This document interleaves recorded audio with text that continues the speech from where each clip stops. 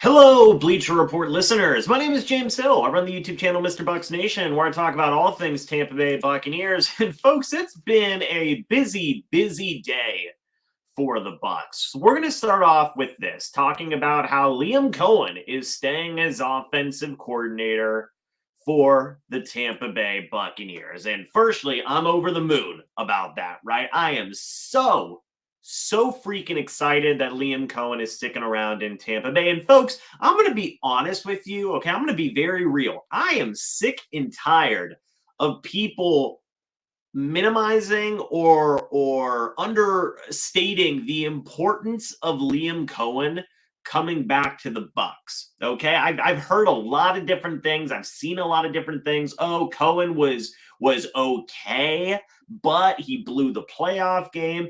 Any offensive coordinator can come in here and have success with the Tampa Bay Buccaneers the same way Liam Cohen did, and all these different types of things. Okay, and I'm not having it. I'm not having it, okay? I'm not happy with people minimizing the importance of Liam Cohen, okay? Let's go back for a minute, for comparison's sake, to 2023 with Dave Canales. Dave Canales got a head coaching job with the Carolina Panthers, by the way, okay? And in that 2023 season, the Buccaneers were 20th in points for in the NFL, scoring 20.5 points per game. The Buccaneers were 17th in the NFL in passing yards that season. They were 8th in passing touchdowns that season. They were 32nd in rushing yards that season and 28th in rushing touchdowns that season. That was all under Dave Canales. Okay. Overall, it was not the best year in the world, but it certainly was not the worst year in the world as well. Let's go to the previous season, 2022, with Byron Leftwich, the other offensive coordinator Todd Bowles has had under his belt. During that time, the Buccaneers were second in passing yards in 2022. They were 12th in passing touchdowns. They were 32nd in rushing yards, 32nd in rushing touchdowns. So again, better passing numbers in 2022 compared to 2023, but the rushing numbers were still abysmal, worse actually in 2022 than in 2023. Now we go forward, and by the way, in that season, 2022, the Buccaneers offense scored 18.4 points per game. That was 25th out of 32 teams in the NFL. 2024 with Dave Canales, with Liam Cohen, 2024 with Liam Cohen, 29.5 points per game. That was fourth in the NFL. You mean to tell me that they went from 18.4 under Byron Leftwich to 20.5 with Dave Canales to 29.5 under Liam Cohen? You mean to tell me a 9-point differential per game from last year to this year, an 11-point differential from Byron Leftwich to Liam Cohen? Okay, that is a huge upgrade, okay, in my opinion. Let's take a look at the numbers. Third in passing yards in the NFL, second in passing touchdowns, just about as good as the Bucs in 2022. However, here's the big one. Fourth in rushing yards, 14th in rushing touchdowns. Far and away better than 2023 under Dave Canales, and certainly better than what the Bucs were getting under Byron Leftwich. And again, the big one here, fourth in points per game. So they went from being 20th in 2023, 25th in 2022, again, below average with Byron Leftwich, below average with Dave Canales, to top 5 in the league under Liam Cohen. So I don't want to hear, hey, any offensive coordinator can come into this system and have success. Byron Leftwich had Tom Brady, Mike Evans, and Chris Godwin. Dave Canales had Baker Mayfield, Mike Evans, and Chris Godwin, all for full seasons, by the way. Or actually, I'm sorry, I believe Leftwich did not have a full season with Chris Godwin. Let me go ahead and check the numbers. No, sorry, but Godwin still played in 15 games that year under Leftwich. I believe he played the full season under Canales as well. Let me just go ahead and check on that. He did. So Liam Cohen did more, especially in the passing game, just as well as what Tom Brady, Mike Evans, and Chris Godwin can do with Baker Mayfield, Mike Evans missing a chunk of time, Chris Godwin missing over half the season, and in the running game, he completely outshined what Byron Leftwich and Dave Canales were able to do. And if people say, well, Liam Cohen has Bucky Irving, Byron Leftwich and Dave Canales did not have that. Well, guess what, folks? Dave Canales last year did have Rashad White. He did have Sean Tucker. Dave Canales did not use Sean Tucker a ton last year. He did use Rashad White last year. In 2022, you had Leonard Fournette and Rashad White under the tutelage of Byron Leftwich. And don't tell me, well, Leonard Fournette. No, people loved Leonard Fournette, right? People liked Rashad White before Bucky Irving came along. So I don't want to hear, hey, they didn't have this, they didn't have that. A lot of the still offensive linemen were, a lot of the starting offensive line were still, Tristan Wirfs was still here. You still had good offensive linemen there. Scheming matters. Quite frankly, Byron Leftwich cannot scheme up a run game to save his life. Dave Canales was better at scheming up a run game, but still not as good as Liam Cohen. Not even close to as good as Liam Cohen. Okay?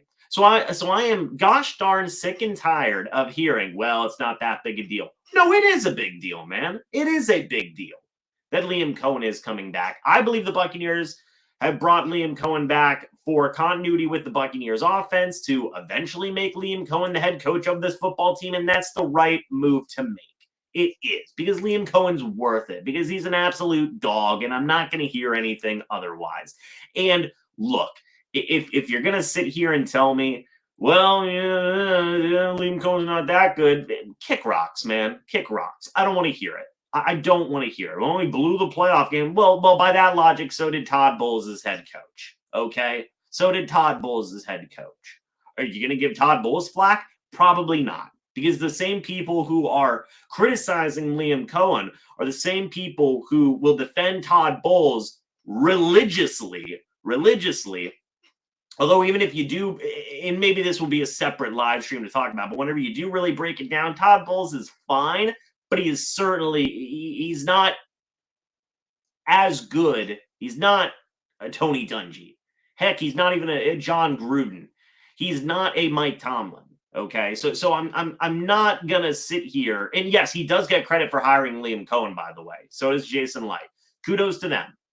Quite frankly, if Todd Bowles didn't have Liam Cohen this year, this team would look vastly different and not for the better, in my opinion.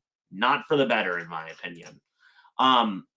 I believe Liam Cohen is the future head coach of the Bucs. He deserves to be, because he's absolutely earned that right, and he's been absolutely phenomenal this season with the Tampa Bay Buccaneers. I know some people are going to say, well, it was only one season, give him a break. Let's go over, and I posted this on my Twitter account, let's go over some of the other guys who were hired in similar circumstances as Liam Cohen and see how that ended up for them. Firstly, Kevin O'Connell with the Minnesota Vikings, 37 years old when hired as head coach. Didn't call plays for the Rams before being hired, by the way. Sound familiar? Kind of sounds a little bit like Liam Cohen. He had 3 years as an offensive coordinator from 2019 to 2021 before being hired. Only 2 years more than Liam Cohen. He's actually going to get a second year now.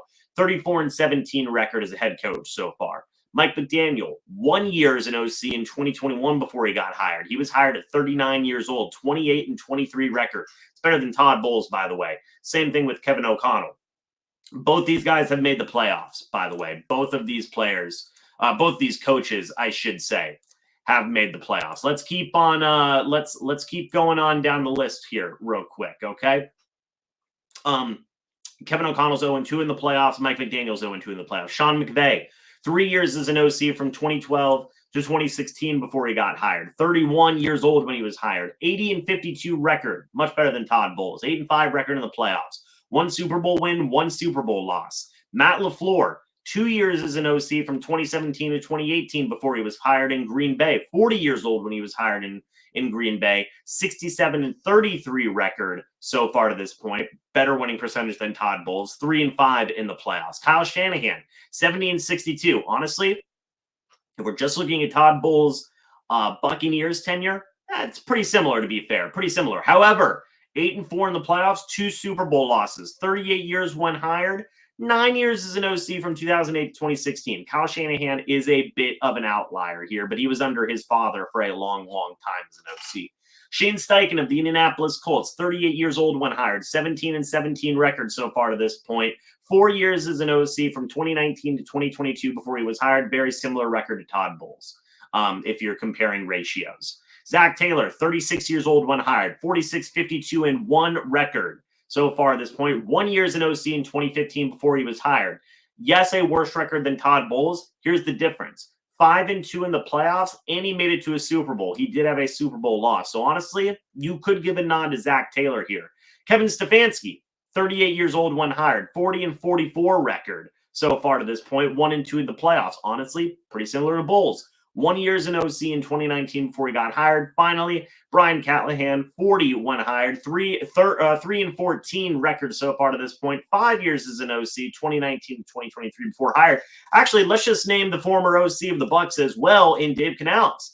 Dave Canales was a 1 year as an offensive coordinator before he got hired. He was 43 years old when he was brought in by the Carolina Panthers. He has a 5-12 record so far to this point in his coaching career. So teams take these risks time and time and time and time and time and time and time and time again, okay? And yes, there are some mixed results here, but more times than not, these types of things are working out at least fine, in my opinion, if not in the extreme cases of Shanahan, of LaFleur, of McVay, of O'Connell, pretty darn well for their organizations. Right? So yeah, you do take these types of swings. You just do.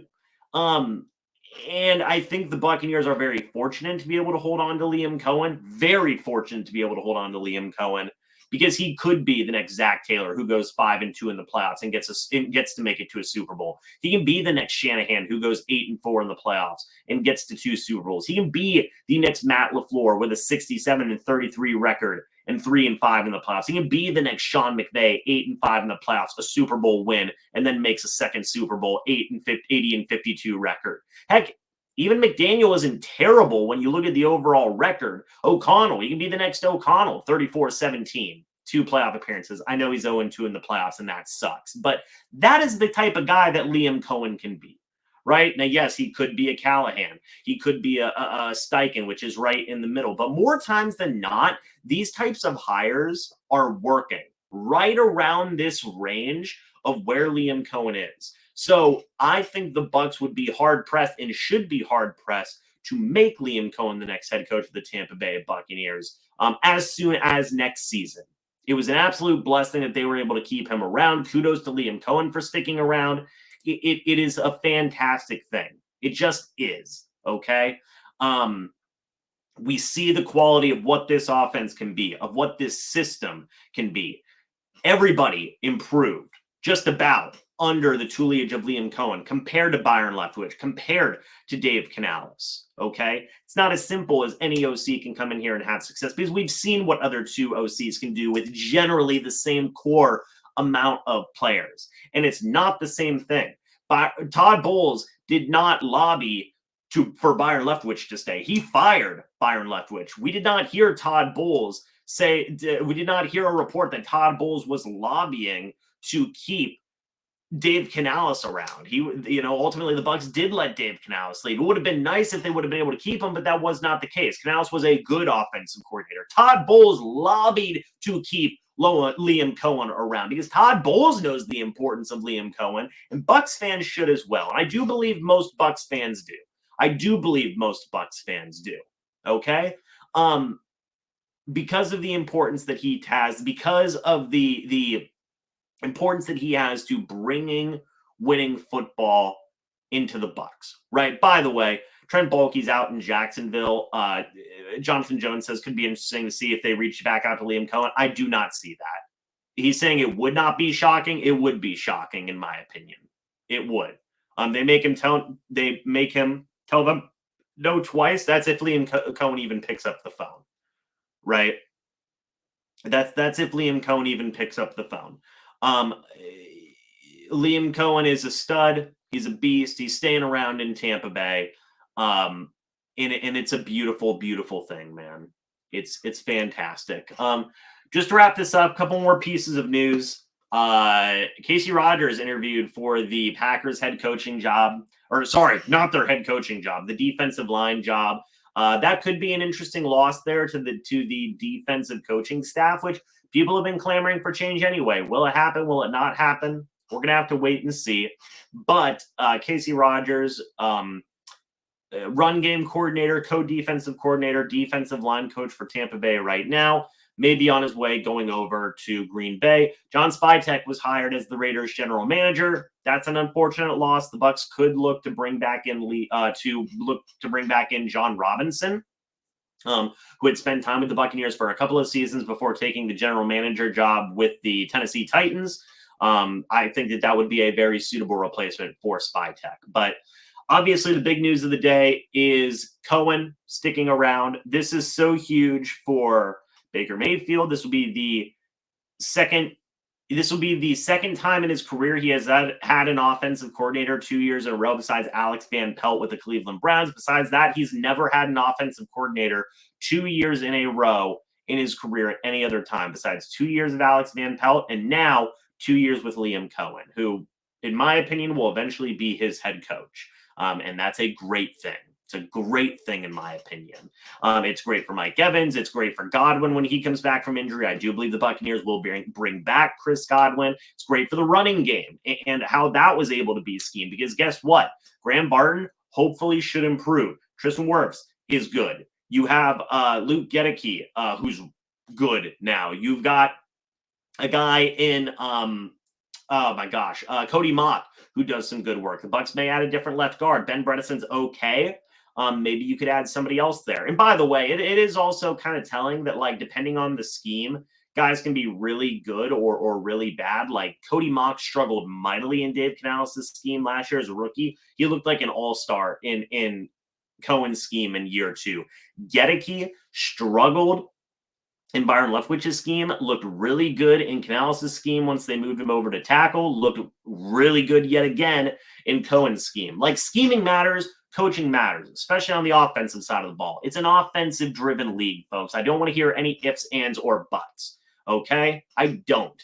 And when the hiring practice around the league is to hire the young offensive minds, and we're seeing proof, I just gave you guys multiple segments of proof that it can work.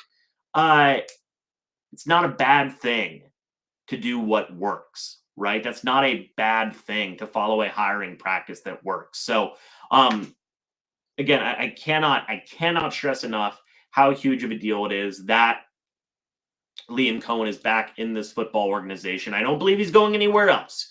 You know, he's getting paid a lot of money. I believe Rich Stroud of the Tampa Bay Times reported it was around the $4.5 million that Vic Fangio is getting with the Philadelphia Eagles. Honestly, like, and that's honestly just a smidge less than what